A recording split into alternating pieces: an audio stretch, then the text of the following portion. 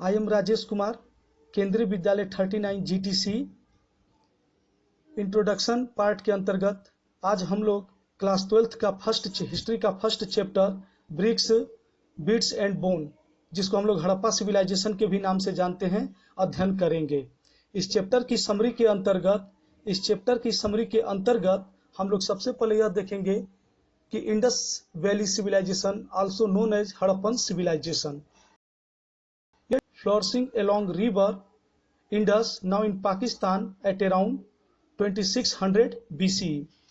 Harappan civilization was the largest Bronze Age civilization in the world. Sindh सभ्यता प्राचीन सभ्यता थी, लगभग मेसोपोटामिया के समकालीन आती है और प्राचीन परंपराओं में से सभ्यताओं में से एक है। Harappa was the first sites of the civilization discovered by the archaeologist.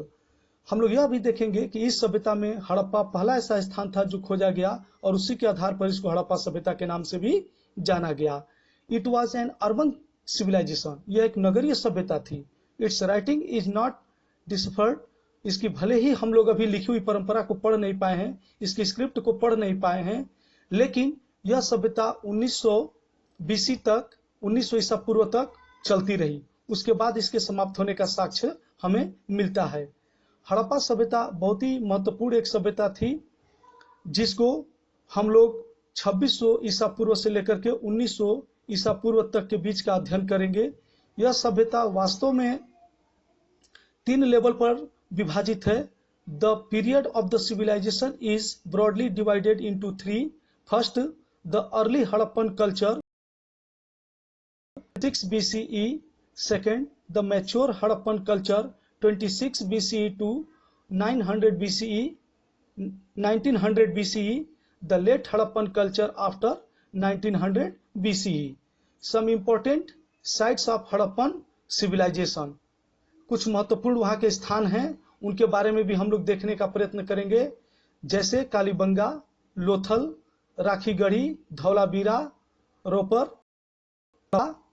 चनहुंदड़ो, Mohenjodaro, Balakot, Rangpur, Nageshwar etcetera. यह सब ऐसे महत्वपूर्ण स्थान हैं जहां पर कुछ न कुछ हमें हड़प्पा सभ्यता के साक्ष्य मिले हुए हैं।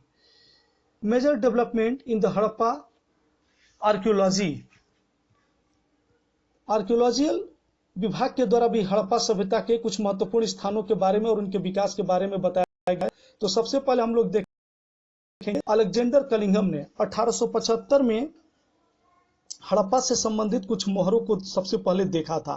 वास्तव में जब पाकिस्तान के क्षेत्र में जो है कराची के आसपास जब रेलवे लाइन बिछाने की बात की गई थी 1857 और 1853 के आसपास, जब भारत में लॉर्ड डलहौजी का शासनकाल था, तो उस समय कनिंघम को एक विशेष प्रकार के ईंटों की प्राप्ति हुई, जो उनको यह लगा